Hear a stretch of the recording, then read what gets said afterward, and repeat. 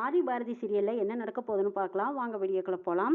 மித்ரா வீட்டில் எல்லாத்துக்கிட்டையும் சொல்லிட்டு இருக்காங்க, நம்ம வீட்டுக்கு ஒரு முக்கியமான விஐபி வர்றாங்க அப்படின்னு சொல்லிட்டு இருக்கும்போது கார் ஆரன் சத்தம் கேட்குது.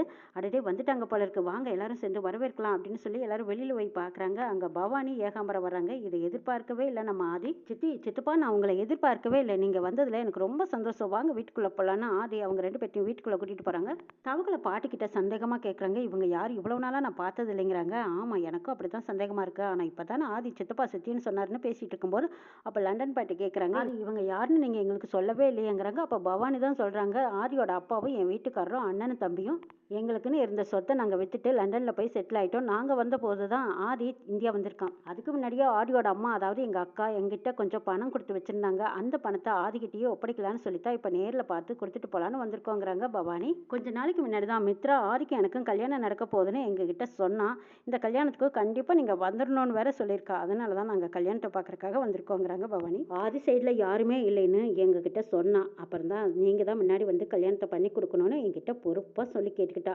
அதனால தான் சரி, ரத்த சொந்தங்கிற முறையில் நாம தானே முன்னாடி நிற்கணும்னு நினச்சிட்டு நாங்களும் இந்த கல்யாணத்தை நல்லபடியாக நடத்தி வைக்கலான்னு வந்திருக்கோன்னு சொல்கிறாங்க பவானி. ஏகாம்பரம் சொல்கிறாங்க, அதாவது ஆதியோட அப்பா என்ன சொந்த பையன் மாதிரி பார்த்து வளர்த்துனாரு. இன்னைக்கு ஆதியோட கல்யாணம்னு வரும்போது அப்பா அம்மா யாருமே இல்லாதனால நான் தானே என் பையனாக பார்த்து நான் இந்த கல்யாணத்தை நல்லபடியாக செஞ்சு வைக்கணும். அதனால தான் பவானியும் நானும் உடனே கிளம்பி இவன் கல்யாணத்தை பண்ணிட்டு போகலான்ட்டு வந்திருக்கோங்கிறாங்க. லண்டன் பாட்டி அவங்க சொன்னதை கேட்டு சந்தோஷப்படுறாங்க. இப்படி ஒரு குடும்பம் ஆதி தம்பிக்கு இருக்கும்னு எனக்கு தெரியாமல் போச்சு. தெரிந்தது தான் ஏற்கனவே நான் உங்களை வரவழைச்சு இந்த கல்யாணத்தையும் ஜாம்னு நல்லபடியாக நடத்தி முடிச்சிருப்பேன். எது எப்படியோ நீங்களும் வந்து சேர்ந்துட்டீங்க. இந்த கல்யாணத்தை நல்லபடியாக நடத்தி கொடுக்கணும்னு கேட்டுக்கிறாங்க. ஏமா நீங்கள் யாருன்னு நான் பார்த்ததில்ல, யாருன்னு தெரிஞ்சுக்கலாமான்னு பவானி கேட்குறாங்க. அப்போ மித்ரா அவங்க யாருங்கிறத சொல்கிறாங்க. அதாவது என் பாட்டி இவங்க, என் அத்தை பொண்ணு நந்தினியும் வந்திருக்கா. எங்கள் கல்யாணத்தை நல்லபடியாக நடத்தி கொடுக்கணுங்கிறக்காக தான் அவங்களும் லண்டன்லேருந்து வந்திருக்காங்கன்னு சொல்கிறாங்க மித்ரா. இவங்க எங்கள் அண்ணனை தான் உங்களுக்கு ஏற்கனவே தெரியும். நந்தினி ஷாப்பிங் போயிருக்கா.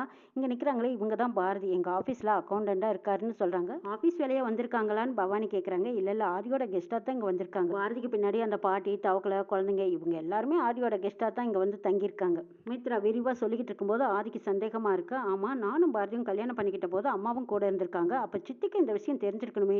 நானும் பாரதியும் கல்யாணம் பண்ணிக்கிட்ட விஷயம் சித்திக்கு தெரியாமல் இருக்க சான்ஸே கிடையாதுன்னு நினச்சிட்டு இருக்காங்க. ஆதி தான் எப்போவுமே பெருந்தன்மையாக நடந்துக்குவான். வேலைக்காரங்களை கூட குடும்பத்தில் ஒருத்தனா தான் பார்ப்பான்.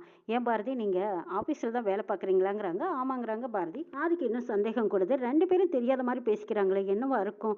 ஒருவேளை உண்மையிலுமே தெரியலையா, இல்லை தெரிஞ்சும் தெரியாத மாதிரி நடிக்கிறாங்களா? சித்திக்கிட்ட கேட்டுருவோன்னு நினைக்கிறாங்க. லண்டன் பாட்டி பவானி கிட்ட சொல்கிறாங்க, நீங்கள் வந்ததில் எனக்கு ரொம்ப சந்தோஷம். ஆதி தம்பிக்கு உறவுக்காரங்கன்னு நீங்கள் இருக்கீங்க. அதனால் இந்த கல்யாணத்தை ஜாம்னு நடத்தி முடிச்சிடலாங்கிறாங்க பாட்டி. சரிம்மா, நீங்கள் ரெண்டு பேரும் வந்த களைப்பில் இருப்பீங்க, போய் ரெஸ்ட் எடுங்கன்னு சொல்கிறாங்க பாட்டி. அங்கேருந்து எல்லாரும் போனதுக்கப்புறம் பவானி பாரதி கிட்ட போய் கேட்குறாங்க, ஏண்டி எப்படி என்னோட என்ட்ரி நல்லா இருந்துச்சா? உனக்கு அடி மேலே அடி கொடுக்குறக்கு தான் இந்த வீட்டுக்குள்ளேயே அடி எடுத்து வச்சுருக்கேன். என் பணத்தையே எடுத்து ஆரியோட வீட்டை ஏலத்தில் விடும்போது அந்த பணத்தையே என்கிட்ட கொடுத்து என்னை ஏமாற்றி முட்டாளாக்கிட்டியல. திரும்பவும் நான் இந்த வீட்டுக்குள்ளே வந்ததில் பார்த்ததுமே உனக்கு பயம் வந்திருக்குமல்லன்னு கேட்குறாங்க பவானி. அடைச்சி, நீ இந்த வீட்டுக்குள்ளே வந்ததும் நான் பயப்படுவேன்னு நீ எப்படி இப்படி ஒரு கணக்கு போட்டேன்? நீ இந்த வீட்டுக்குள்ளே வந்ததுனால எனக்கு எந்த பயமும் இல்லை. வெளியில் இருக்கும்போதே உனக்கு விரட்டி வேட்டையாடினேன்.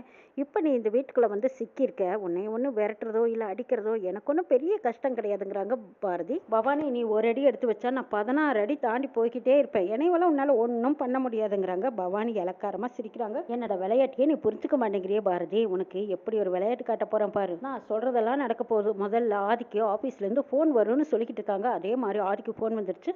ஆதி பவானி கிட்ட சொல்லிட்டு எனக்கு ஆஃபீஸில் ஒரு வேலை, நான் போயிட்டு வந்துடுறேன்ட்டு போகிறாங்க. சரி இப்போ போயிட்டு வான்னு சொல்கிறாங்க. பாத்தியா, நான் சொல்லி வாய் மூடல, அதுக்குள்ளே ஆதிக்கு ஆஃபீஸ்லேருந்து ஃபோன் கால் வந்துருச்சு. ஆதி வெளியே போயிட்டான். இனி அடுத்தது நீயும் போகிறே பாரு. ஏன் பாரதி, நீ என்கிட்ட 100 நாளுக்குள்ளே ஆதியோட கையால் உன் கழுத்தில் தாலியை கட்டிட்டு ஆதியோட கம்பெனிக்கு சியோவா உட்கார வைக்கிறேன்னு என்கிட்ட சவால் விட்டியல. விட்ட சவாலெல்லாம் எதுவும் நடக்க போகிறதில்ல. இன்னும் 10 செகண்டில் நான் உனக்கு வீட்டை விட்டு வெளியே அனுப்ப போகிறேன், பார்க்குறியான்னு சொல்லிட்டு இருக்கும்போது பவானி 1 2 10 என்னருக்குள்ளேயா போலீஸ் இன்ஸ்பெக்டர், போலீஸ் கான்ஸ்டபிள் எல்லாரும் வந்திருக்காங்க. சார் என்ன விஷயமா வந்திருக்கீங்கன்னு சுதாகர் கேட்குறாங்க. இங்கே பாரதிங்கிறது யாருங்கிறாங்க. பாரதி நான் தான்ங்கிறாங்க. ஒரு கொலை கேஸில் உங்களை அரெஸ்ட் பண்ண வந்திருக்கோங்கிறாங்க. துறையின்னு ஒருத்தரை கொலை பண்ணியிருக்காங்கன்னு எங்களுக்கு தகவல் கிடைச்சிருக்கு. சுதாகர் இன்ஸ்பெக்டர் கிட்ட கேட்குறாங்க, என்ன சார் இது திடுதிப்புன்னு வந்து பாரதி கொலை பண்ணிட்டாங்கன்னு அவங்கள அரெஸ்ட் பண்ண வந்திருக்கீங்க, என்ன விஷயமா, என்ன நடந்ததுன்னு கேட்குறாங்க. சார் எவிடன்ஸ் இல்லாமையெல்லாம் நாங்கள் அரெஸ்ட் பண்ண வரமாட்டோம் சார். துரைன்னு ஒருத்தரை அடிச்சே கொன்று இவங்க அந்த பார்க்கில் வச்சு எரிச்சிருக்காங்க. அந்த எவிடன்ஸ் இருக்கிறதுனால தான் இவங்கள நாங்கள் அரெஸ்ட் பண்ண வந்திருக்கோங்கிறாங்க இன்ஸ்பெக்டர். தவக்கலை பாட்டி எல்லாருமே பாரதி அப்படிப்பட்டவங்க கிடையாது, நீங்கள் தப்பாக எங்கேயோ விசாரிச்சுட்டு வந்து இப்படி நீங்கள் சொல்லிக்கிட்டு இருக்கீங்க சார், பாரதி எல்லாம் அப்படி கொலை பண்ணுறவங்க கிடையாதுங்கிறாங்க. நல்லா விசாரிச்சு பாருங்க சார் அப்படின்னு சொல்லிட்டு இருக்கும்போது, இங்கே பாருங்க யார் எப்படி விசாரிக்கணும்னு எங்களுக்கு தெரியும், நீங்கள் சொல்லி நாங்கள் விசாரிக்கணுங்கிற அவசியம் இல்லை. தான் இந்த கொலையை பண்ணாங்கன்னு எங்ககிட்ட எல்லா ஆதாரம் இருக்குது, யாரும் இதை பற்றி பேசி தடுக்கக்கூடாது, அப்படி ஒரு வேலை தடுத்தீங்கன்னா எங்கள் வேலையை செய்ய விட மாட்டேங்கிறீங்கன்னு உங்களையும் தூக்கி உள்ள வச்சிருவேன்னு மிரட்டுறாங்க. இதுக்கு மேலே நீங்கள் யாராவது ஏதாவது பேசுறதுன்னா வக்கீல் வச்சு கோர்ட்டில் பேசிக்கோங்க, எங்கள் கடமையை செய்ய விடுங்கன்னு சொல்லிட்டு பாரதியை அரெஸ்ட் பண்ணி கூட்டிகிட்டு போகிறாங்க. லண்டன் பாட்டி ரொம்ப தான் சலிச்சுக்கிறாங்க. ஐயோ இந்த வீட்டில் என்ன தான் நடக்குதுன்னே தெரியல, எப்போ பார்த்தாலும் போலீஸு பிரச்சனை இப்படியே மாற்றி மாற்றி இழுத்துட்டே இருக்குது. ஆனால் எந்த பிரச்சனை வந்தாலும் அதுக்கு பின்னாடி இந்த பாரதி தான் இருக்கா. சே, இதெல்லாம் கொஞ்சம் கூட சரியே இல்லை, இது குடும்பமாக இது அப்படின்னு பாட்டி பேசிகிட்டு இருக்காங்க. அப்போ பவானி பாரதி கிட்ட சொல்கிறாங்க, என்ன பாரதி, நீ எதிர்பார்த்துருக்கவே மாட்டியல்ல, எதிர்பார்க்காத நடத்துறது தான் இந்த பவானியோட வேலையே. எப்படி என்னோட அடி நல்லா இருக்கான்னு கேட்குறாங்க. இப்போ நீ போ, ஆனால் காலத்துக்கும் எப்போவும் நீ ஜெயிலுக்குள்ளேயே கிடக்கிற மாதிரி நான் ஏற்பாடு பண்ணுறேங்கிறாங்க பவானி. அப்போது அவங்கள அரெஸ்ட் பண்ணி சொல்லி பாரதியை அரெஸ்ட் பண்ணி கூட்டிகிட்டு போகிறாங்க. பாட்டி வந்து கெஞ்சுறாங்க, எங்கள் பாரதி அப்படிப்பட்ட பொண்ணு கிடையாது, யாருக்கும் எந்த ஒரு துரோகமும் நினைக்கக்கூடாதவ, அப்படிப்பட்டவ யாரையும் கொலையெல்லாம் பண்ணியிருக்க மாட்டா சார், நீங்கள் நல்லா விசாரிச்சு பாருங்க சார், எங்கள் பொண்ணை நீங்கள் அரெஸ்ட் பண்ணாதீங்கன்னு கெஞ்சுறாங்க.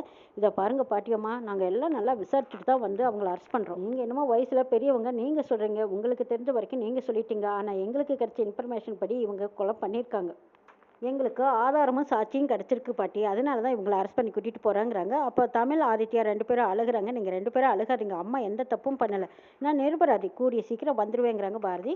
பாரதி கைதாகி போய்கிட்டு இருக்காங்க. திரும்பி அழுகுவாங்கன்னு நினச்சிட்டு இருக்காங்க பவானி. ஆனால் பாரதி போன வரைக்கும் போயிட்டு திரும்பி வந்து, என்ன பவானி, நான் இதுக்காக நினச்சி அழுவேன்னு நினச்சியா, இதுக்காகவெல்லாம் அடங்குறவ கிடையாது, இன்னமே தான் என்னோட ஆட்டத்தையே ஆரம்பிக்க போகிறேன், இப்படி கைது பண்ணிட்டா நீ நினச்சிக்கிட்ட அடக்கி ஒடுக்கி போடலான்னு நினச்சியல்ல, அப்படியெல்லாம் என்னை அடக்க முடியாது தெரியுமா, நீ இந்த வீட்டுக்குள்ளே வரும்போது உன்னோட என்ட்ரி மாசாக இருந்துச்சான்னு கேட்டியல்ல, ஆனால் நான் என்ட்ரி கொடுத்தேன்னு வச்சுக்கோ, அது ரொம்ப கொடூரமாக இருக்கும். என்னைய அரெஸ்ட் பண்ண விஷயம் இன்னும் என் புருஷனுக்கு தெரியாதில்ல, தெரிஞ்சா தானே இருக்கு உன்னோட ஆட்டம், அப்போ தான் உன்னோட டப்பா டான்ஸ் என்னமா ஆட்டம் ஆடுன்னு பார்க்க போகிறேன் நீ.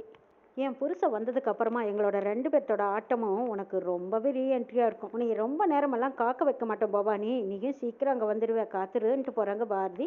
ஜீப்பில் ஏறும்போது டாட்டா பாய் சொல்லிட்டு போகிறாங்க பாரதி. இவ என்ன இவ்வளோ ஜாலியாக போகிறா, இவ போகிறத பார்த்தா நம்மளுக்கு ஏதோ ஆப்பு வச்சிருப்பா போல இருக்குன்னு ஏகாம்பரம் சொல்கிறாங்க. அதாங்க எனக்கும் ஒன்றும் புரியல, இவ ஏதோ தந்திரமாக தான் பண்ணிட்டு இருக்கா, என்னன்னு தான் புரியல, என்ன நடக்க போகுது தெரியலையே, ஒருவேளை நம்ம இவளை சிக்க வைக்கிறதா நினச்சி ஒருவேளை நாமளே சிக்கிக்கிட்டோமான்னு புரியலையேன்னு ஒரு பதட்டத்தோடு இருக்காங்க பவானி. ஆரியோட ஃப்ரெண்டு ஃபோன் பண்ணி துரை நேற்றே ரிலீஸ் ஆகிட்டான்னு சொல்கிறாங்க. இதை கேட்டதும் ஆரிக்கு புரிஞ்சு போச்சு, ஓ யாரோ இவனை வெளியே எடுத்திருக்காங்க, யாராக இருக்கும், திடுதுப்புன்னு இப்போ சித்தியும் சித்தப்பா வந்திருக்காங்க, என்ன காரணமாக இருக்கும், பாரதியை தெரியாத மாதிரி நடிக்கிறாங்க, இவங்க தெரிஞ்சும் தெரியாத மாதிரி இருக்காங்களா, இல்லை வேறு ஏதாவது பிளான் போட்டு வந்திருக்காங்களான்னு ஆரிக்கு சந்தேகத்தில் பாரதி கிட்ட விசாரிக்கிறாங்க. பாரதி கிட்ட விசாரித்த வரைக்கும் பவானி எல்லாம் திட்டத்தோடு தான் வந்திருக்காங்கன்னு புரிஞ்சுக்கிட்டாங்க. அப்போ பவானி கிட்டேயே குறுக்க கேள்வி கேட்குறாங்க. அது ஆமாம், இதுக்கு முன்னாடி நீங்கள் பாரதியை பார்த்துருக்கீங்களா இல்லை இப்போ தான் பார்க்குறீங்களான்னு கேட்குறாங்க. அப்போ பவானி சொல்கிற பதில் வித்தியாசமாக இருக்குது. தவக்கலை ஃபோன் பண்ணி நம்ம அண்ணியை அரெஸ்ட் பண்ணி கூட்டிகிட்டு போயிட்டாங்க, அந்த துரை செத்துட்டுதாவும் அவனை கொண்டுட்டுதாவும் இப்படி நம்ம அண்ணி மேலே பழிய தூக்கி போட்டுட்டாங்கிறாங்க. எந்த இடத்துல என்ன நடந்ததுங்கிறத பாரதி கிட்ட வந்து விசாரிக்கிறாங்க. அப்போ பாரதி சொல்கிறாங்க, நீங்கள் ஒன்றும் கவலைப்பட வேண்டாம், அந்த குடோனில் தான் என்னோடய செல்ஃபோனை ஆன் பண்ணி வச்சுட்டு வந்திருக்கேன், அதில் இருக்கிற வீடியோவை நீங்கள் எடுத்துகிட்டு வாங்க, உங்களுக்கு எல்லா உண்மையும் புரிஞ்சிடுங்கிறாங்க. அப்போது ஆதி அந்த குடோனுக்கு போகிறாங்க. அங்கே போய் பார்த்தா பாரதியோட செல்ஃபோன் ஆனில் இருக்குது. பாரதி மேலே பழிய தூக்கி போடணுங்கிறக்காக பவானியே தான் கையால் துரையை குட்டி கொலை பண்ணினது அப்படியே செல்லில் பதிவாயிருக்கு. அந்த வீடியோவை ஆதி ஆதாரமாக எடுத்துகிட்டு வந்து கோர்ட்டில் ஒப்படைக்கிறாங்க. அடுத்தது பவானிக்கு ஆதி சரியான ஆப்பு வச்சுட்டாங்க. பின்னாடியே நின்றுட்டு தந்திரமாக வேலை பார்த்த பாரதியை பாராட்டுறாங்க. இன்னும் என்னெல்லாம் நடக்குதுன்னு நாளை பார்க்கலாம்.